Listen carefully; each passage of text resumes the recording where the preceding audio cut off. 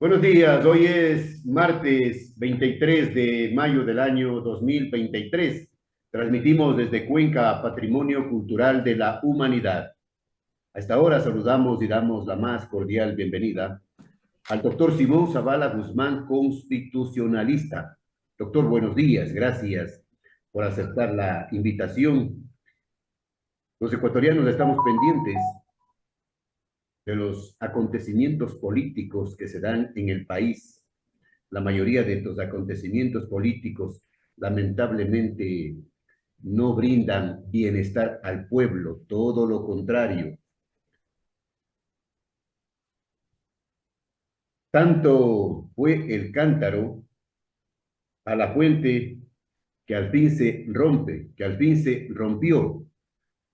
Comencemos, doctor Zavala, pidiéndole una lectura de los acontecimientos políticos que se dieron en el país hasta el día en que el presidente decretó la muerte cruzada. Dicen algunos que no había otro camino, era el único. ¿Cuál es su criterio? Eh, mu- Muchas gracias, señor licenciado Cedillo, por esta gentil invitación. Un saludo para usted y para toda su distinguida audiencia. Mire, yo creo que esta situación de convulsión política, si lo podemos llamar de esa manera, es una situación permanente de nuestro país. Y creo que en la generalidad podríamos hablar de una situación que se presenta en la mayoría de los países del mundo.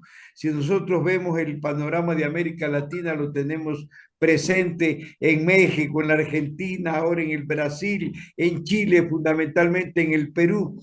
De tal suerte que más bien los ciudadanos estamos ya acostumbrándonos a una situación de esta naturaleza como si fuera una situación normal.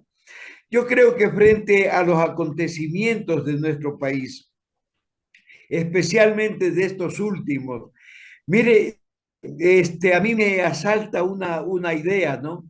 En el sentido de por qué razón agudizar una situación de esta naturaleza cuando quizás de por medio tenemos el hecho de que el perito Mesa, que ha venido de la Argentina para reconstruir el tercer informe del informe total sobre la muerte del general Gabela, como que ameritaba una situación de esta naturaleza para que la gente no ponga el ojo ni el oído sobre una situación que va a desencadenar muchísimas cosas, porque la gravedad de lo ocurrido con ese informe, que lo hicieron desaparecer funcionarios del gobierno del señor Correa, y que ahora se revive por la valentía, la insistencia, la persistencia y la tenacidad de una mujer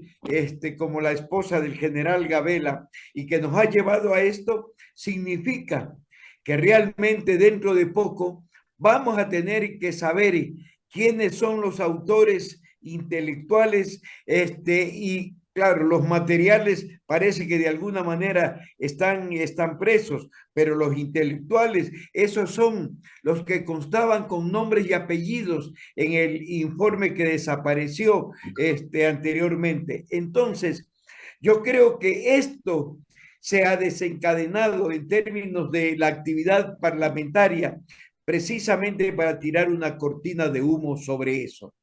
Bueno, Luego, respecto ya de la tramitología que llevó finalmente a la muerte cruzada, mire, yo debo decirle que no soy defensor del gobierno del señor Lazo.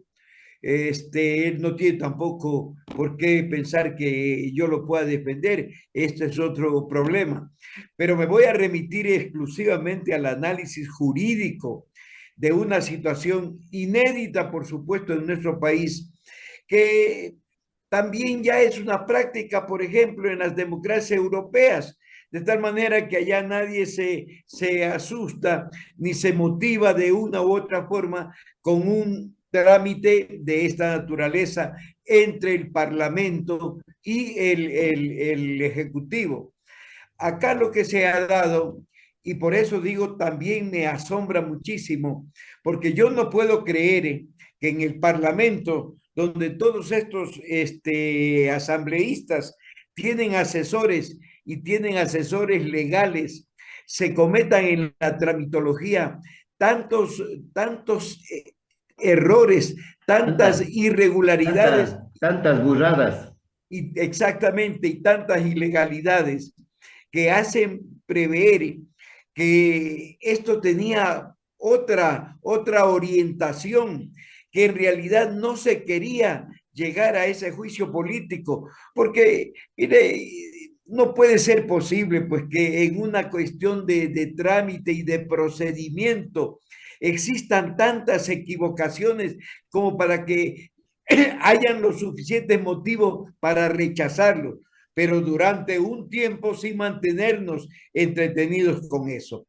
Luego me asombra a mí el hecho de que al ir a la Corte Constitucional para el examen de admisión, que tenía una doble característica, porque no es como lo afirman algunos supuestos constitucionalistas o abogados especializados en el derecho constitucional, en el sentido de que solo era un análisis de forma. No, en ese análisis, que era un solo análisis mixto de forma y de contenido, la Corte tenía la obligación de establecer si efectivamente los motivos legales, en este caso las infracciones o delitos supuestamente cometidos por el presidente de la República, estaban justificados o no. No digo probados, justificados o no. Y vemos cómo la Corte desecha los otros delitos, la concusión, por ejemplo, ¿no? El enriquecimiento ilícito, etcétera, y dice que posiblemente hay peculado, Claro. y con una situación gravísima, porque yo no sé si estos señores que votaron por mayoría en la Corte son realmente abogados o no, pues, porque el peculado tiene elementos constitutivos penalmente que están en el Código Orgánico Y, Integral Penal y, totalmente y ojo, definidos. y ojo que la votación fue por unanimidad en la Corte Constitucional. Entonces ahí uno se pregunta qué es lo que pasa con eso. Y uno encuentra ya después por las informaciones de los medios de comunicación que el asesor legal del presidente de la Corte Constitucional, del abogado Ali Lozada, es el señor abogado Segovia, que ahora pasa a ser el síndico o procurador síndico del municipio de Quito, llevado por el señor Pavel Muñoz, que es el alcalde y que es militante del correísmo y de la Revolución Ciudadana. Entonces ahora uno entiende cómo se van entrelazando todas estas cosas para que en un momento dado los abogados que deben saber mantener su título y su profesionalidad con dignidad, les importe un comino el ejercer la función dentro del plano estrictamente jurídico y pronunciarse de una manera que es vergonzosa, porque la Corte Constitucional finalmente es el máximo tribunal de justicia de nuestro país, porque emite, porque expide sentencias constitucionales y lleva adelante la administración de justicia constitucional que está por encima de la administración de justicia ordinaria. Eso en primer lugar. En segundo lugar, ya frente a ese dictamen, yo creo que políticamente el presidente tiene que haber analizado que el correr el riesgo de ser destituido, porque usted sabe cómo en estos casos los votos van de un lado para otro. Uno nunca podrá confiar en que los votos son precisamente los que están Los asegurados, votos, en que los los votos votos, cambian de color de conformidad con la moneda con que se los consigue, ¿no? los votos se Entonces, venden al mejor postor. entonces, claro, nadie estaba seguro de si el presidente iba a ser o no iba a ser destituido. Finalmente yo creo que llegó a la mejor conclusión. Y digo la mejor conclusión porque esa asamblea, con excepciones, porque siempre hay excepciones, esa asamblea es la peor asamblea de la historia de nuestro país, con un nivel de intelectualidad realmente que da vergüenza, Pobre, pobre, con vergonzoso. con una forma de actuar cínica, pero vergonzosa hasta el extremo, que simplemente nos avergüenza en el plano internacional. Si usted le escucha al señor Rincón de la cadena CNN expresarse sobre esa asamblea y si escucha a otros comentaristas internacionales, realmente los ecuatorianos sentimos vergüenza ajena de un organismo de esta naturaleza. Entonces, yo creo que la decisión que tomó el presidente fue la correcta, porque finalmente dijo, se va esta asamblea también. Y como a él le quedan 6 meses para seguir gobernando, prácticamente casi termina el periodo, porque el año 24 ya es un año electoral Electoral. y el primer trimestre ya se viene del 25, se vienen las elecciones. Entonces, ¿qué va a poder hacer? Y aquí viene la otra consecuencia. El nuevo presidente que va a ser elegido por un periodo supuestamente de 1 año y medio. Yo creo que el actual presidente se quedará hasta diciembre o enero del próximo año. Y entonces, en esos pocos meses, ese presidente designado en estos momentos en el proceso eleccionario que se viene, ¿qué puede hacer realmente? Si además no cuenta con un buen porcentaje de asambleístas que lo puedan ayudar en la relación ejecutivo-asamblea y que a lo mejor va a tener una mayoría otra vez de asambleístas correístas que se le van a lanzar al pescuezo, perdone la vulgaridad de la expresión, inmediatamente de que se posesione. Entonces vamos a ver la misma película de estos tiempos, de la Asamblea y el Ejecutivo. Entonces, lo que se viene realmente es bochornoso y es bochornoso por lo que va a ocurrir en esa relación. En segundo lugar, porque ese presidente no va a poder hacer absolutamente nada, tal vez cumplir el compromiso de no seguir pagando la totalidad de lo que debe pagar mensualmente de la deuda o anualmente de la deuda, cumplir con algunas cositas muy pequeñas y salir desgastado completamente, porque sobre ese presidente va a caer la responsabilidad de lo que no haya hecho el presidente actual, porque todo el mundo va a decir, bueno, ya elegimos a este, porque vino la muerte cruzada, pensando que aquí vamos a tener otra situación y se van a dar cuenta que realmente esto es un verdadero desastre político. Pensando que se viene el paraíso. Pero, Claro, doctor así es. Zavala, han sido 2 años en nuestro país de una política nefasta, nefasta, ¿no? Con intereses de grupos políticos, de mafias, 2 años de asesinatos, 2 años de sicariatos, 2 años de matanzas en las cárceles, 2 años de un legislativo vergonzoso pactando por debajo de la mesa, 2 años en donde los primos Saquicela han hecho todo lo posible para deshacerse de Lazo y del gobierno. Ahí están los videos, ahí están los audios que circulan, en donde el presidente de la Corte Nacional de Justicia le da disposiciones al primo presidente, expresidente de la Asamblea Nacional, y eso sí que es una vergüenza para el país. Desgraciadamente, el análisis que usted ha hecho es el verdadero y ha descrito esta situación que hemos vivido, pero yo a veces me pregunto cuando vuelvo a releer la historia de nuestro país. Mire, yo creo y he llegado a la conclusión, con pocas excepciones, este país nunca tuvo estadistas. Los únicos, Olmedo, Rocafuerte, Alfaro,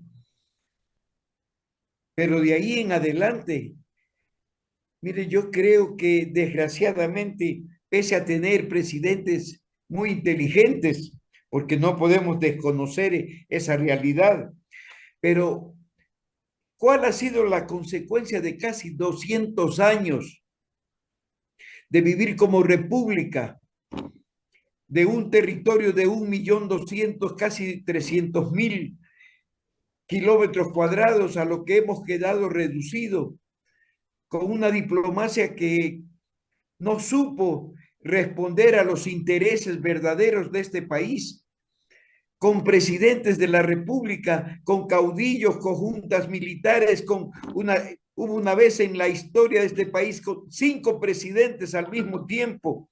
Es decir, ese es el desastre sobre el cual los ecuatorianos tenemos que recapacitar, porque tenemos la obligación de mirar en el futuro y ya no mirar a este país, no mirar a este país con los 4 años que vienen adelante, sino que hay que mirarlo por lo menos con 50 o 100 años hacia adelante. Ahora vamos a vivir otra etapa. Uno dice, ¿por qué los jóvenes no se preocupan de la política? No, no es que no se preocupan de la política. Son personas que tienen otro tipo de intereses y que ya están previendo el futuro del mundo y que están encaminando ya su vida de otra manera. Entonces, aquí vamos a vivir este año y medio y vamos a vivir los próximos 4 años y los próximos 4 años en la misma situación terrible que estamos viviendo. Entonces, ¿qué es lo que pasa con la salud?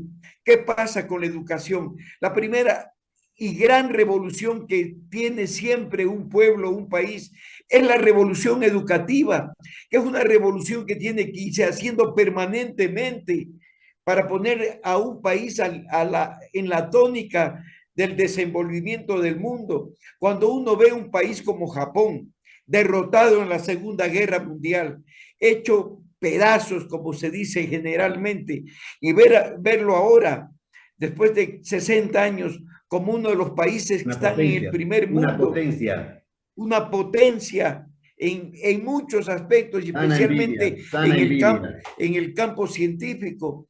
Cuando ve uno países como los países nórdicos, Finlandia, Suecia, Dinamarca, Noruega, etcétera, países que están en el primer mundo, con otros sistemas educativos que se van cambiando permanentemente para ponerlos a tono con el adelanto de la ciencia, de la tecnología, del humanismo, de los grandes problemas del mundo.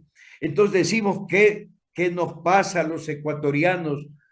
¿Qué pasa con quienes han dirigido este país? ¿Acaso no han tenido la suficiente capacidad de inteligencia para poder darse cuenta qué es lo que ha venido ocurriendo, qué ocurre y qué va a ocurrir? Las grandes desgracias nacionales por los riesgos. ¿Qué han hecho con el país, no? ¿A dónde le han llevado? ¿En dónde estamos? Es. Duele decirlo. Los culpables, los partidos y movimientos políticos, los caciques de la componenda. Así es. Fíjese qué es lo que pasa con los partidos políticos. Partidos políticos en donde la descomposición es el reflejo fiel de lo que son sus dirigentes.